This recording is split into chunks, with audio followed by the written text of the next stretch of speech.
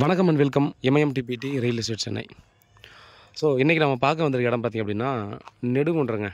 இது வந்து பார்த்திங்கன்னா பெருங்களத்தூர்லேருந்து வரலாம், வண்டலூர்லேருந்து வந்து கொலப்பாக்கம். ஸோ அந்த லொக்கேஷன்லேருந்து பார்த்திங்கன்னா நெடுங்குன்றத்துக்குள்ளே வந்துடலாம். ஸோ நெடுங்குன்றத்தில் நம்ம வந்து இப்போதைக்கு பயங்கரமாக டெவலப்மெண்ட் ஆன இடம் பார்த்திங்க அப்படின்னா நமக்கு தேவராஜ் நகர். ஸோ இது ஃபுல்லாகவே தேவராஜ் நகர் தான் வரும். ஸோ இந்த தேவராஜ் நகரில் நமக்கு வந்து ஒரு சின்ன பிளாட்டுங்க, ஒரு 1100 ஸ்கொயர் ஃபீட் நமக்கு வந்து சேல்ஸுக்கு வந்துருக்குதுங்க.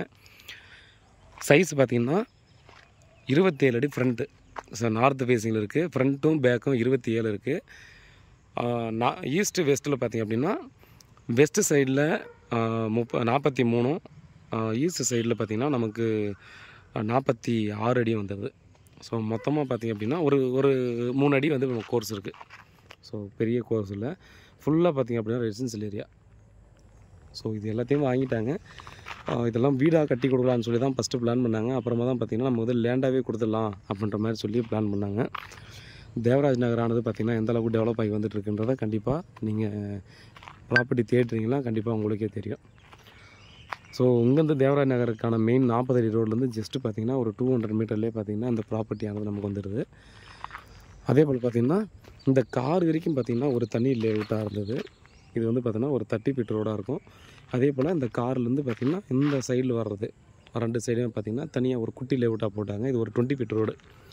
ஸோ இது வந்து பார்த்திங்கன்னா ஃபஸ்ட்டு பிளாட்டே ஸ்டார்ட் ஆகிடும். ஸோ பிளாட் நம்பர் வந்து டீன்னு சொல்லுவாங்க இதை.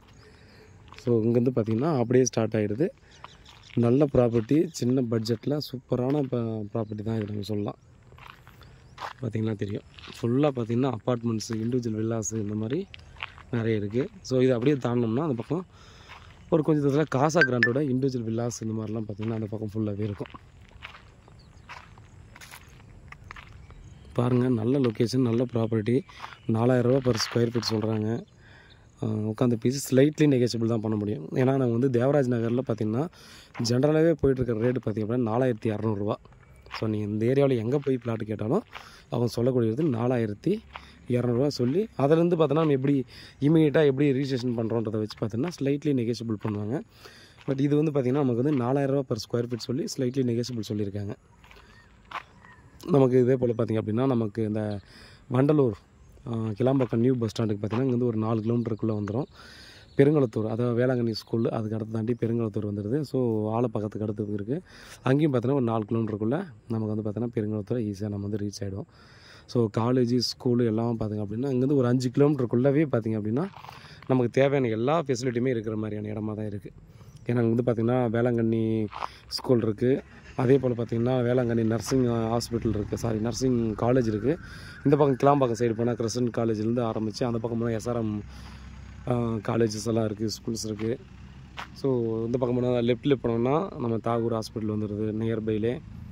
ஸோ இந்த ப்ராப்பர்ட்டி இருக்கிற லொக்கேஷனை சம்மந்தமான விஷயங்களில் பார்த்திங்கன்னா மெயினான ஏரியா என்னன்றதெல்லாம் கண்டிப்பாக உங்களுக்கே தெரியும். நான் சொல்லி தான் தெரியணுன்றதெல்லாம் இல்லை. இந்த நார்த்து ஃபேஸிங் கிடைக்கிறது ரொம்ப ரொம்ப ரேர். ஸோ நமக்கு நார்த்து ஃபேஸிங் அந்த பிளாட் கிடச்சிருக்கு. இவங்க இண்டிவிஜுவல் வில்லாஸ் தான் கட்டி சேல்ஸ் பண்ணுறவங்க. பட் இப்போ ஏதோ ஒரு காரணத்துக்காக பார்த்திங்கன்னா பிளாட்டாகவே சேல்ஸ் பண்ணுறாங்க. பாருங்கள், வீட்டில் மகாலட்சுமியோட அங்கே ப்ராப்பர்ட்டியை பாருங்கள், பிடிச்சிருக்குன்ற பட்சத்தில் பார்த்தோம்னா உட்காந்து பேசி முடிவு பண்ணிக்கலாம். வேறு ஏதாவது டவுட் இருந்தால் வாட்ஸ்அப் பண்ணுங்கள், கால் பண்ணுங்கள், பதிலுக்கு காத்துட்ருக்கேன்.